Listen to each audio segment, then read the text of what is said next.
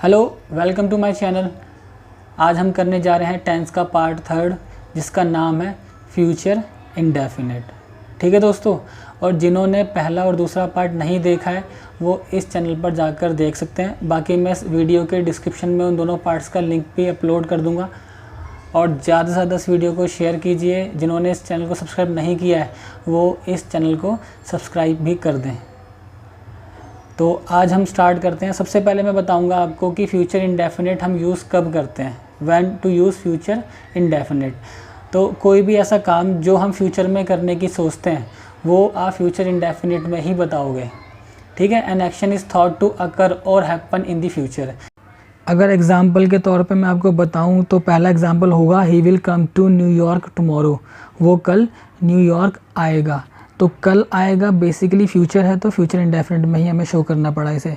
अगला सेंटेंस है we shall move to another city. हम किसी और सिटी की तरफ मूव करेंगे, तो ये भी फ्यूचर है। तो ये कुछ ऐसे एग्जाम्पल हैं जो इस फ्यूचर इंडेफिनिट में आपको लिखने पड़ेंगे।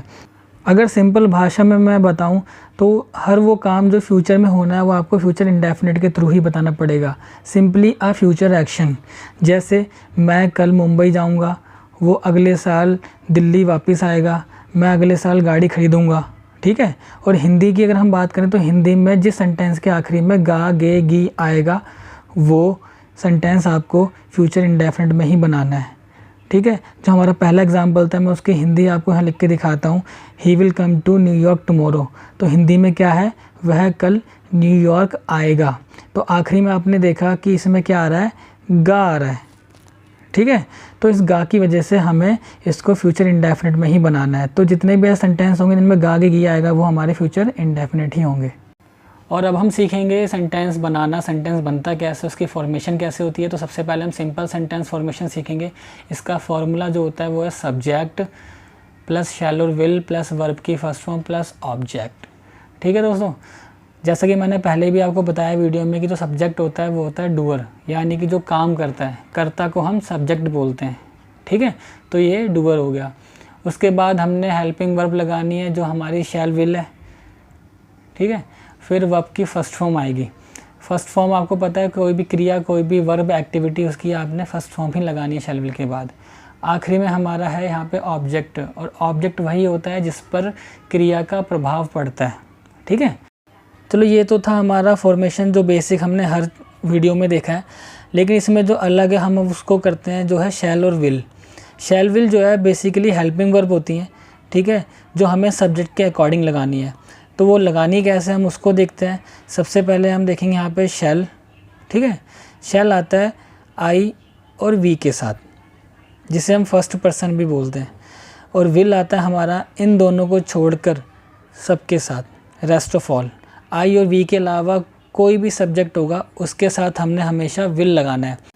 आजकल आपने काफ़ी लोगों के मुँह से सुना होगा कि शैल का यूज़ ख़त्म हो गया, अब सिर्फ विल का यूज़ होता है, जबकि ऐसा कुछ नहीं है। मैं अपने आने वाली वीडियो में ये भी क्लियर करूँगा। ठीक है। तो सबसे पहले हम यहाँ पे देखते हैं पहला एग्जाम्पल जो है हम छत पर पतंग उड़ाएंगे। तो सबसे पहले हमें इसमें सब्जेक्ट का पता करना होगा। तो सब्जेक्ट क्या है, हम, क्योंकि पतंग उड़ाने का काम हम कर रहे हैं तो डूअर हम हुए। तो उसके लिए यहाँ पे हम लिखेंगे क्या, वी। ठीक है दोस्तों। अब वी लगाने के बाद अगला जो हमारा पॉइंट है वो क्या है, शैल और विल। शैल और विल में से आएगा क्या, तो अभी हमने सीखा है थोड़ी देर पहले कि शैल और विल लगता कैसे है। तो हमने क्या लगाना है, शैल लगाना है। और आपको मैंने बताया था कि शैल जो है सिर्फ आई और वी के साथ आता है। तो वी के साथ हम यहाँ पे क्या लगाएंगे, शैल लगा देंगे। अब अगला जो है वो है वर्ब की फर्स्ट फॉर्म। तो पहले हमें यहाँ देखना है कि वर्ब है क्या, वर्ब है उड़ाएंगे। तो उड़ाने को क्या बोलते हैं इंग्लिश में, फ्लाई बोलते हैं। तो हमने यहाँ पे फ्लाई लिख दिया। अब अगला जो है वो है ऑब्जेक्ट। ऑब्जेक्ट क्या है सेंटेंस के अंदर, क्या उड़ाएंगे, पतंग। तो पतंग हमारा हो गया ऑब्जेक्ट। तो पतंग के लिए हमने यहाँ पे क्या लिख देना है, द काइट लगा देना है, we shall fly the kite. ठीक है। और अब आखिरी में यहाँ पे लिखा है छत पर। तो मैंने आपको बताया हुआ है पहले भी वीडियो में कि जगह हो, टाइम हो, ये सारी चीज़ें हमें आखिरी में धकेलनी होती है। तो ऑन द रूफ हम आखिरी में एज इट इज़ लिख देंगे। ठीक है। अब बढ़ते हैं अपने सेकंड सेंटेंस की तरफ। ठीक है दोस्तों, मैंने यहाँ पे लिखा है वे पार्क में क्रिकेट खेलेंगे। तो इस सेंटेंस में जो सब्जेक्ट है हमारा वो है वे। कोई खेलने का काम वे कर रहे हैं तो डूअर हो गया वे। उसके लिए अब हम यहाँ पे लिखेंगे दे। वे को इंग्लिश में क्या बोलते हैं? दे बोलते हैं। इसके बाद हमने लगाना है शैल और विल। अब हमें पता है आई और वी को छोड़कर सबके साथ विल लगता है, तो दे के साथ भी हमने क्या लगा देना है? विल लगा देना है। ठीक है। अब इसके बाद हमने देखना है वर्ब की फर्स्ट फॉर्म।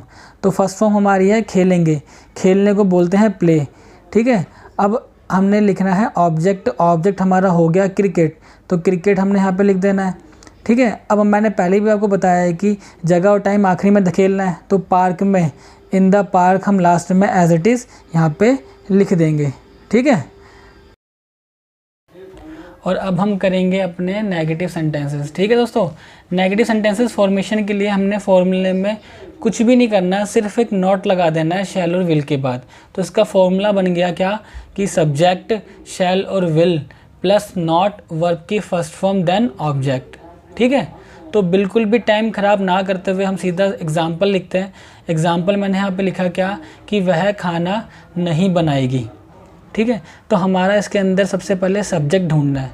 तो सब्जेक्ट हो गया वह, कोई खाना ना बनाने का काम वह कर रही है, तो वह को हम यहाँ पे क्या लिखेंगे? शी लिख देंगे। अब शी के बाद शैल और विल में से हम लगा देंगे इधर विल। क्यों? क्योंकि हमने पहले ही सीखा कि आई और वी को छोड़कर सबके साथ क्या आता है? विल आता है। उसके बाद नहीं, क्योंकि नेगेटिव सेंटेंस है तो नहीं के लिए नॉट आता है, तो वह खाना नहीं बनाएगी, तो इस नहीं के लिए हमने यहाँ पे क्या लगाना है? नॉट लगा देना है। अब है वर्ब की फर्स्ट फॉर्म। वर्ब की फर्स्ट फॉर्म क्या है इस सेंटेंस में? बनाना। बनाना को स्पेशली खाना बनाने के लिए हमारे पास एक वर्ड है, उसको बोलते हैं कुक, तो वो हमने लिख देना है शी विल नॉट कुक। अब आखिरी में लिखना है हमने ऑब्जेक्ट। ठीक है। इस सेंटेंस के अंदर ऑब्जेक्ट क्या हमारा? वो है खाना। क्या नहीं बनाएगी? खाना। तो खाना हमारा हो गया ऑब्जेक्ट, उसको लिखेंगे फूड, फुल स्टॉप। अगला जो सेंटेंस है हमारा वो है कि मैं तुम्हारी मदद नहीं करूँगा। ठीक है दोस्तों। तो सबसे पहले हमने इसमें देखना है कि सब्जेक्ट हमारा हो गया मैं, क्योंकि मदद मैं नहीं करूँगा तो मैं सब्जेक्ट हो गया। तो इस मैं के लिए मैंने लगा दिया यहाँ पे क्या? आई। अब आई के साथ आता है शैल। हमने पीछे ही सीखा है कि आई और वी के साथ शैल लगता है, हमने यहाँ पे शैल लगा दिया। इस नहीं के लिए हमने क्या लगा देना है? यहाँ पे नॉट लगा देना है। ठीक है। वर्ब की फर्स्ट फॉर्म यहाँ पे क्या हो गई? मदद करना। मदद करना को बोलते हैं हेल्प, तो हमने यहाँ पे इस मदद करना के लिए हेल्प लगा दिया। ठीक है। और आखिरी में आएगा ऑब्जेक्ट। ऑब्जेक्ट है तुम्हारी, तो तुम्हारी को बोलते हैं यू। ठीक है दोस्तों। तो ये थे हमारे नेगेटिव सेंटेंसेस।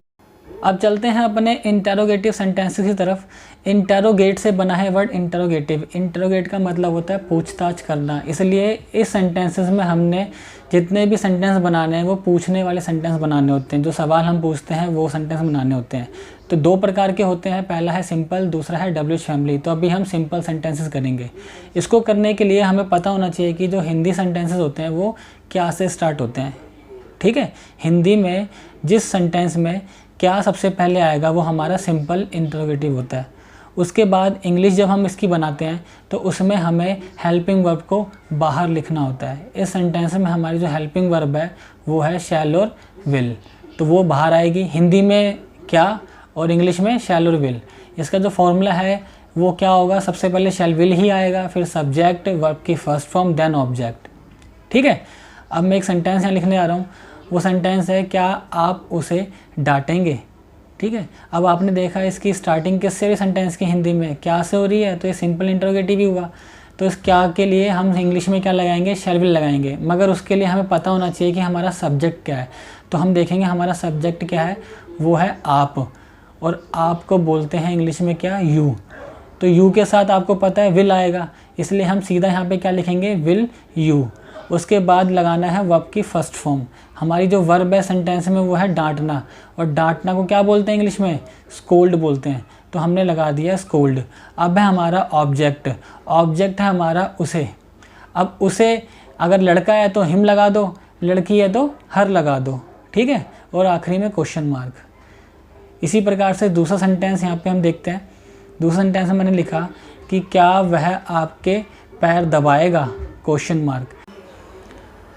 तो स्टार्टिंग में क्या है और सब्जेक्ट है वह। वह को बोलते हैं ही, और ही के साथ क्या आएगा? विल आएगा। तो हम डायरेक्ट इन दोनों को लिखेंगे क्या? Will he. उसके बाद हमने लगानी है वर्ब। वर्ब क्या है इसके अंदर? दबाना। दबाने को क्या बोलते हैं इंग्लिश में? प्रेस बोलते हैं। तो हम प्रेस सीधा लिखेंगे इधर। उसके बाद देखना हमने ऑब्जेक्ट। ऑब्जेक्ट है आपके पैर। तो आपके पैर को क्या लिखेंगे, योर लेग्स। तो will he press your legs question mark. ठीक है, अब बढ़ते हैं अपने अगले सेंटेंसेस की तरफ जो है WH फैमिली। ठीक है, ये इंटरोगेटिव का ही पार्ट है। इसका जो फॉर्मूला होता है वो होता है WH family shell will subject verb की फर्स्ट फॉर्म देन ऑब्जेक्ट। अब मैं WH फैमिली यहाँ पे लिख देता हूँ ताकि आपको आसानी रहे सेंटेंसेस बनाने में। ठीक है, तो उसमें शामिल है क्या, कैसे, कहाँ, कब, क्यों, कौन, किसको, किसका, कौन सा, कितने और कितना। ठीक है, इंग्लिश में भी लिख देता हूँ। क्या को बोलते हैं व्हाट, कैसे को हाउ, कहाँ को वेयर, कब को व्हेन, क्यों को वाई, कौन को हु, किसको हुम, किसका हुज, कौन सा विच, कितने हाउ मैनी और कितना हाउ मच। कितने काउंटेबल के लिए यूज़ करते हैं और कितना अनकाउंटेबल के लिए। ठीक है, पहला सेंटेंस मैंने यहाँ पे लिखा है वह आपसे कब मिलेंगे। तो सबसे पहले हमने देखना है WH फैमिली इसके अंदर, और WH फैमिली हमारी क्या है, कब। और कब को क्या बोलते हैं मैंने यहाँ पे भी आपको बताया हुआ है, कब को बोलते हैं व्हेन। तो व्हेन लिखेंगे सीधा।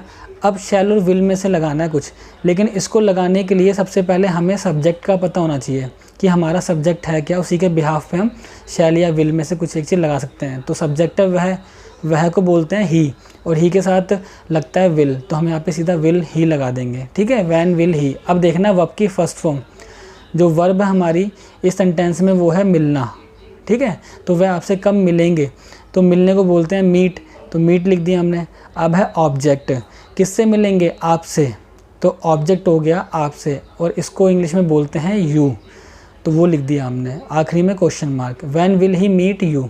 अगला जो सेंटेंस है वो है हमारी रक्षा कौन करेगा। ठीक है, जब भी सेंटेंस में सब्जेक्ट गायब होता है तब हमें हु लगाना होता है, और इस सेंटेंस में सब्जेक्ट गायब है तो कौन को बोलते हैं हु, और इसके लिए हमें एक नया फॉर्मूला यूज़ करना पड़ता है जो है हु विल वर्ब की फर्स्ट फॉर्म और ऑब्जेक्ट।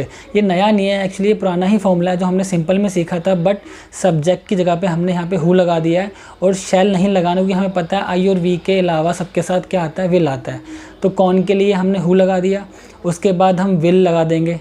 ठीक है, क्योंकि आई और वी के अलावा सबके साथ विल आएगा तो हु के साथ भी विल आएगा। अब है वर्ब की फर्स्ट फॉर्म। इस सेंटेंस में जो वर्ब है वो है रक्षा करना। ठीक है, क्या है वर्ब, रक्षा करना, इसको बोलते हैं प्रोटेक्ट।